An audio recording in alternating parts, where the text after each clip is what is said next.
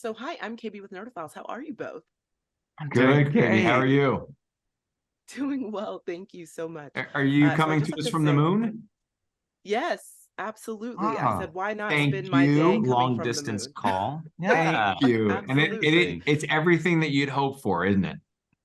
Oh, 100%. And even though the charges are outrageous, I am having a great Well, time. We're well, working on that. hey, We're hey, working look, on it's that. temporary, we're constructing. We'll have more.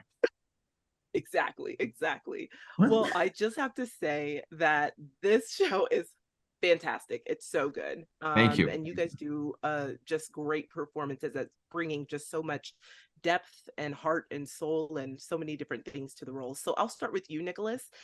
How does kind of Jack's sudden involvement really awaken Joey to the man that he wants and needs to be in this world? And what do you think that Jack teaches Joey about the power of dreaming?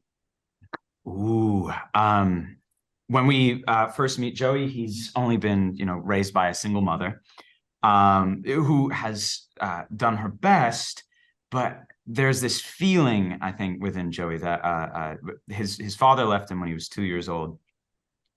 And so there's this deep feeling that dreams will only ever hurt the people you love, right? If you follow your passions, if you go out on the road, if you do that thing you've always wanted to, you are sacrificing so many people who have given you nothing but adoration. It's going to destroy them. And so he's settled. He's settled at the age of 19.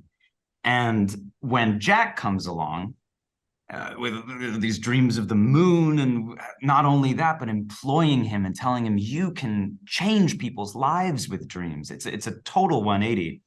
And I think what's lovely is seeing how that was buried beneath Joey's walls the entire time, and watching the walls kind of break down brick by brick. And that was delightful to play. Ooh, well, you did a fantastic job. And just for you, Billy, oh my Indeed. goodness, I just have to know who is the real Jack and what is he afraid of? Because as the season progresses, we see that his dreams start to come to fruition, but he's very Mm. hesitant. So why is that?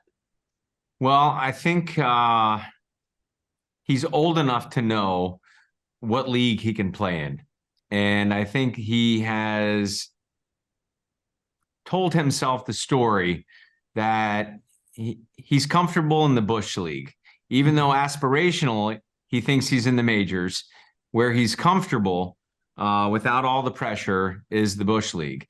And so when the majors come calling at a certain point, I think his first thought is, can I handle it? Because in fact, one of the things that I do well is tell myself a story about how good I am. And maybe I am not as good as I think I am. And maybe a true test would reveal me to be a fraud or a coward or incapable. All of the things that I think Jack is running from, which is really just a sense that he's okay enough, and that's one of the things that we struggle with in America. Does everybody have to be president? Do we all have to aspire to be president in order to have a fulfilling and gratifying existence on this planet, in this country? Can we find a way to be useful and tolerant of our achievements, however big or small they are? And Jack is somebody who's been indoctrinated into a world that nothing is ever good enough. And in fact, he has to own the moon in order to feel like a success in his life. Oh my goodness. You said that so well. Listen, I told Amit and Lucas before this that this series just does such a great job of towing the line between, lies and dreams.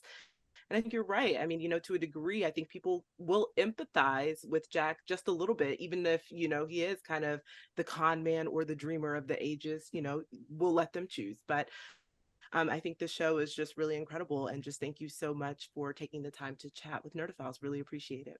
Thank you so Thank you. much. Thank you. So grateful. Thanks.